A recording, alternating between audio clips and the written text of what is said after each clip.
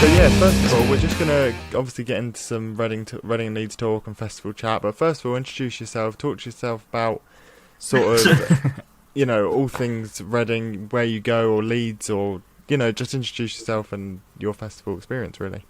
So, my name's Ewan. I go to Leeds usually, just because it's closest to me. It's like 30 minutes away. I started in 2019, so I'm pretty early on. Mm-hmm. But I know that I'm going to go for a few. Like, I'll be there for a few years now. Yeah. You're hooked. I think. Yeah, I'm hooked. Literally, do you know what it is? I watch a lot of like TPD and stuff, and I was like so into the idea of just getting a big group and going every year. You're worried about FOMO. Not really. I'm just like, I sort of, when the festival ends and then like a week later they put out tickets. I'll go straight for it. I'm not too fussed. Yeah, that's a great mentality to have. Very much in the mindset of like, yeah, it's like I don't really mind who's playing. As well, the lineup changes so much that it's like you can't really judge it on the first announcement.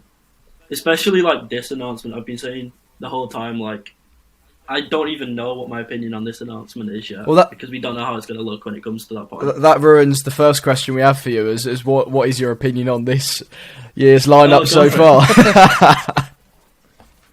Well, like, there's going to be stuff added to it. I'm not too quick to jump on it's the best lineup ever. I'm not too quick to dismiss it. So far, though, like, they've done a good job, haven't they? I've been saying like Monkeys, Bring Me and Rage on their own could be like a 3 headline deal. So the fact that you get Dave, Halsey and Megan in there, like they've done bits, really. Yeah, for sure. And especially getting like Run the Jewels, I would say could headline it. Yeah. I think I'm glad to see a positivity. I mean, I keep going on about it because every single person is positive. I'm waiting for I hate it, but I don't think that's going to happen because it really does have something for everyone, and I assume that's something you love about the festival. I think I'm skeptical going in. I'm looking, so for Leeds, it's the Saturday, it's the Dave Day and the Megan Day. I'm skeptical about that day. I hope there are a few more, like, that's the one where I really want to see names added to before I can make a decision. But, like, the Sunday's just unbelievable. Yeah. And, like, the Friday, it's not like Halsey Monkeys, Halsey Rage even, Run the Jewels. You just can't beat it. Like, crazy. Yeah.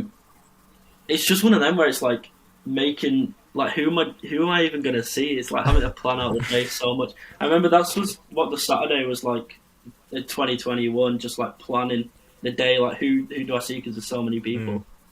And then you end up missing people anyway and just being like, you can't do anything about it. You can't shoehorn everyone in. This year is that, and the part of the plan this year is like having the 2 main stages as well. I know they say there's no clashes, but you've got to run between one and the other. What was your view on that when that came in and then returned? Ooh, I don't know. So when it came in, I remember this year, the Friday was a bit weird at Leeds because we had a big delay on the Friday. I think someone came on late and there was like a 25-minute delay, which meant that like Blossoms ran 25 minutes into Wolf Alice's set, and they were both to see. So we stayed at Blossoms, but like it'll be good to see Wolf Alice this year. Yeah, I think those things are bound to happen on the Friday, and hopefully they get ironed out throughout the weekend. Obviously, it's the first day they ever done it, so. But after that, it was pretty easy to get between the two. It's a bit of a pain, like having to run between the two and try and get a good spot. I remember when we left Biffy, trying to get a good spot for Liam was just impossible. He was so far back. Like, I am a bit worried about how that's going to be between Bring Me and Arctic Monkeys, but. I think that's the sort of thing where at the end of the day, it's Arctic Monkeys. It's going to be good wherever you are. Yeah, for sure. I mean, I've always been the one to say about that day with Arctic Monkeys to Bring Me. I think they've purely done that because of crowd management, because of how big of a crowd that Arctic Monkeys would get, and if they didn't have someone to somewhat compete with that, they would have. No one would have gone to the other act. Imagine if it was Megan Thee Stallion. No one would have gone to her. Yeah, 100%. Yeah, for sure. That's the weird thing. It's like some of the names were really shocking. I think because there were so many predictions, and there was like a pool of maybe 10 names that were just flying about everywhere, like Royal Blood, Queens of the Stone Age, Dua Lipa were in there, maybe Fold. There were so many names that were flying around. So when they pulled out Halsey and Megan Thee Stallion, I was so like, shocked. So it was such a left field. But it was a nice surprise. Yeah, it was a left field booking. No one. We had one person that said to us that they wanted Halsey and Megan Thee Stallion. Everyone else, that I didn't see it anywhere on the internet. Yeah. It was crazy when we saw, obviously, because the night before that we saw it was going to be Arctic Monkeys and Bring Me, and we're like, okay, we kind of expect that. But then to see Megan Thee Stallion and Halsey, it was a big surprise. Like, we did an Insta Live, and Adam told me what the lineup was, and I got my live reaction, and that didn't say anything. I was speechless. I remember being in bed the morning on Radio 1 on my speaker and just hearing it, and obviously he goes like Arctic Monkeys, and I'm like, oh, sick, sound like that's a confirmation that. And then he says like Halsey, and I'm just like, I remember like audibly just being like, what? Like, and to be fair, I'm pleased with Halsey. Like, I'll take Halsey. Yeah, me too. Like, I'll take it, but like, it was just one of them where I was like, it's so out there. I was just very surprised. Yeah, I think that's the beauty of Reading Festival, though, that you see so many lineups. Like me and Reuben in the last episode went through loads, and the amount of names that you could like repeat because they're on every booking, even the high up ones. And Reading are just so good at just bringing out completely it's like different. How many times have you guys seen Kasabian this year? Yeah. Or Blossom? Exactly. I think I've seen them 4 times. Yeah. Like, not even on purpose. Like, I'm seeing them like supporting people that I want to see. All sorts. Yeah. Yeah, absolutely. And so you say 2019, 2021. Go through some of the highlights of your sort of 2 weekends. So, I think the Wombats in 2019, they were on the Saturday night. Yeah, they were on the Saturday night. It was like, you know that period of the day when the sun's like proper burning, and like the sky's all yellow and everyone's like, just everyone was loving it. It's sick. We were stood so far back. We were stood like, you know, the big box in the middle. I don't know. Yeah. We were stood on one side of that, and even everyone around us was bouncing, man. The Wombats, like, they're a band that I will forever just appreciate. Like, Just have time they'll never be my favourite band ever, but they're like, I'll never miss them if they're playing. So probably that. The 1975 as well that night were remarkable. Like, I got into the 1975 that summer, and I remember getting the ticket just to see them. Really? And then going, so I was like, I think I watched them at BBC Big Weekend on TV, and I was like, this is unreal. You have to go. I need to see them. Yeah. Got the ticket, and then like Royal Blood and everything was a bonus. Obviously, got to mention like seeing Juice WRLD on that day as well. Yeah. like probably the last time he played in this country. We didn't even turn up at Reading. Yeah, we didn't get him at Reading. Did he not? We were. I was at the front, literally right at the front, ready to see him because that year I'd been to Wireless as well. So luckily I'd already seen him. And then right at the front for Juice WRLD, get him ready, and then like 10 minutes, 15 minutes after he was meant to be on, there was a thing on the big screen saying Juice WRLD will not. Yeah, just text came up saying Juice WRLD will not be appearing, and it was absolute pandemonium in the crowd. Everyone was going mental. What do you reckon that is then?